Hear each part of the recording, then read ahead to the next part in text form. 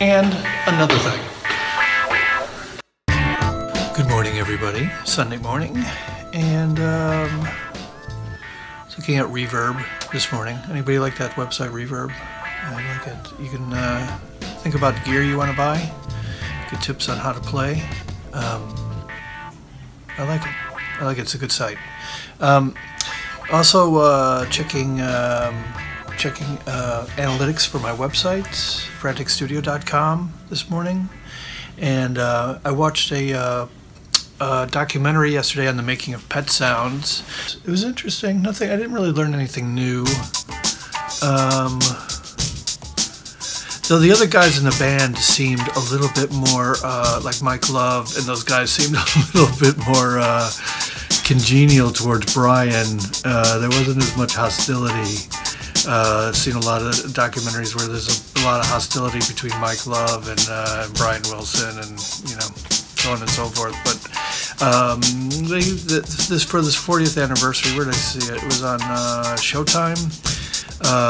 Or it was a 40th anniversary, this anniversary of the making of Pet Sounds. And the other thing I didn't know was it was all the, I know it was Wrecking Crew, but I didn't know it was, it was really built on the wall of sound, that there were like 3 piano players, 2 bass players, or there was 1 bass player, and like just 5 guitarists, and it was really sort of built around the Phil Spector wall of sound idea.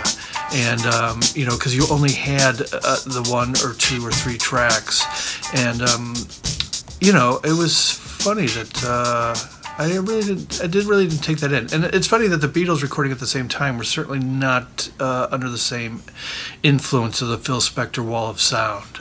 They would layer things, but they definitely had a different philosophy on how to create rich pop music. So what else? Gonna do some editing this morning, finish up on a job, need to get that out to the client.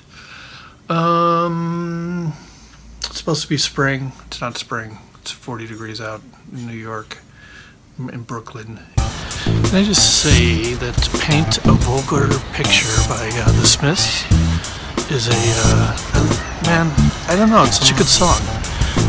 Johnny Marr, the guitar lead in the middle, is just very, I don't know, really hits home. I really like it. Check it out. Paints a Vulgar Picture by the Smiths. Why isn't Todd Rundgren in the Rock and Roll Hall of Fame? That's one thing I don't get. Tuesday morning, getting to work. What's on the agenda today? I have an estimate to do for a shoot in Las Vegas.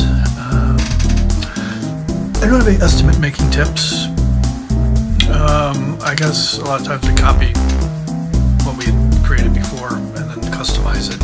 I watched a documentary last night called The Art of the Steal, and it was pretty interesting. It was about the Barnes collection in Philadelphia, and this guy, Dr. Barnes, he around the turn of the 20th century, bought a lot of